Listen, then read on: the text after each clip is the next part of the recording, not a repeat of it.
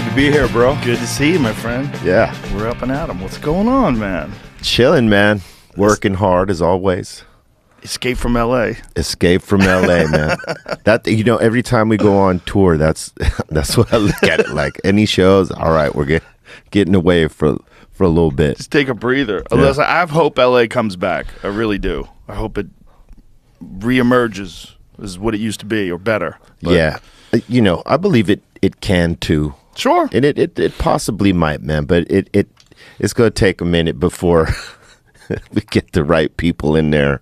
I know. Running the spot, man. Who are the right people, though? That's the problem. That's hard to say, right? Because, Yeah. I mean, it's just hard to trust any politician these days, man.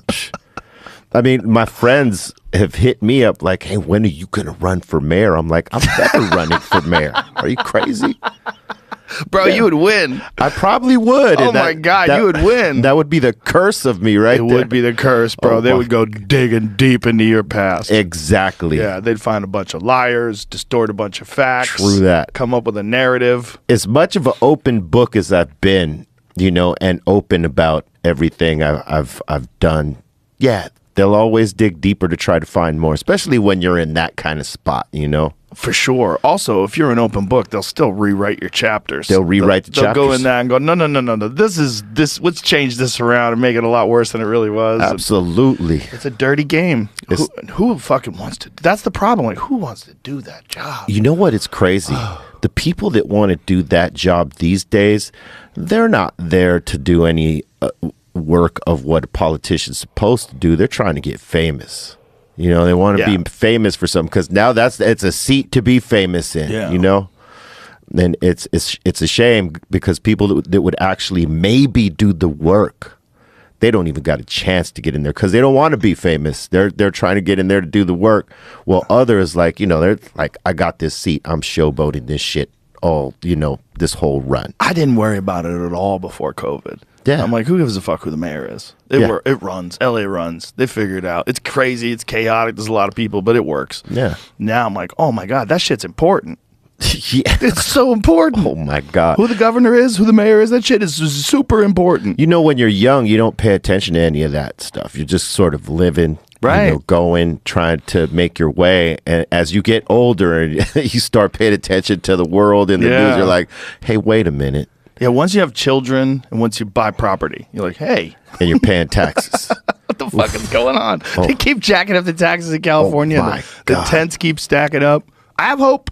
I root for them. I hope this new mayor, I hope she nails it. Yeah.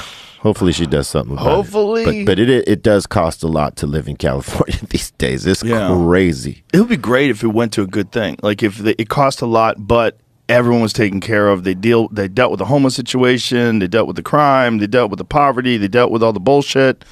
But that doesn't seem to be the case. It's not it. I mean, you know, like, so cannabis, we know, generates California a huge amount of you know, Yeah. capital, right? And where did it go? Where does it go? Where right? does it go? They don't ever tell you where it goes, but I could tell you there's a bridge up there on 6th Street. Had to get the money from somewhere, right? Yeah. Well, cannabis, I mean, what is the amount that cannabis is generating for California? It's got to be enormous. Yeah, it was for a time. For a time, it's not anymore? It goes up and down. You know, in the pandemic, oddly enough, people had a lot of money to spend because of the checks and stuff like that. But now the checks have run out and they got less money to spend. So, you know, it's always a roller coaster ride as it relates to what sales will be. There it is right there. Yeah. Marijuana tax revenue,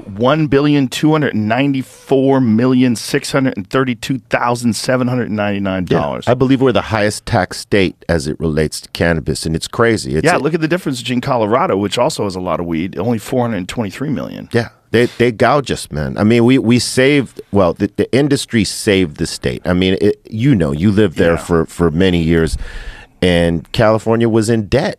Yeah. We had no surplus. Now we got surplus. We could build bridges that are multi-million-dollar bridges.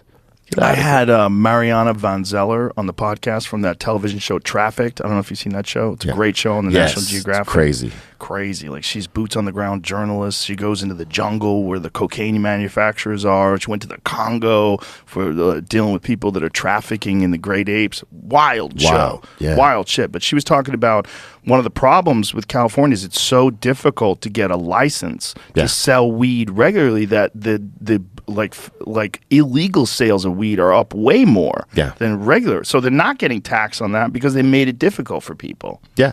The people that operate legally are the ones getting tapped the hardest because you got to pay for all these regulations and all these fees and the taxation, whether you're in the cultivation aspect of it or you're the retail manufacturer, distribution, any of it, man. I mean, it's the taxation to operate is high, and the taxes on the consumer as well. So when you have that factored in, and you got these guys that are trapping, as they call it, right, black market style, they're making all the money, and the state isn't really doing anything about that, and they make it hard to get a license for people who might actually be able to navigate the business, but it's just so many hoops you got to jump through, man. So much regulation. Yeah. It's unfortunate, but at least it's legal now. Yes. I mean, I remember in 2016 when it became legal, we were in the middle of a podcast. Yeah. We were doing the End of the World podcast during the election live at the Comedy Store, and then it came out that marijuana passed and it's legal. Yeah. And everybody cheered. It was amazing. The whole place went, yeah. But it's just it's crazy that legally, like federally, it's illegal. Yeah. It's still Schedule 1. You know, what's crazy is that more states are rolling over, like, you know, because the federal government is leaving it up to the state to decide, right?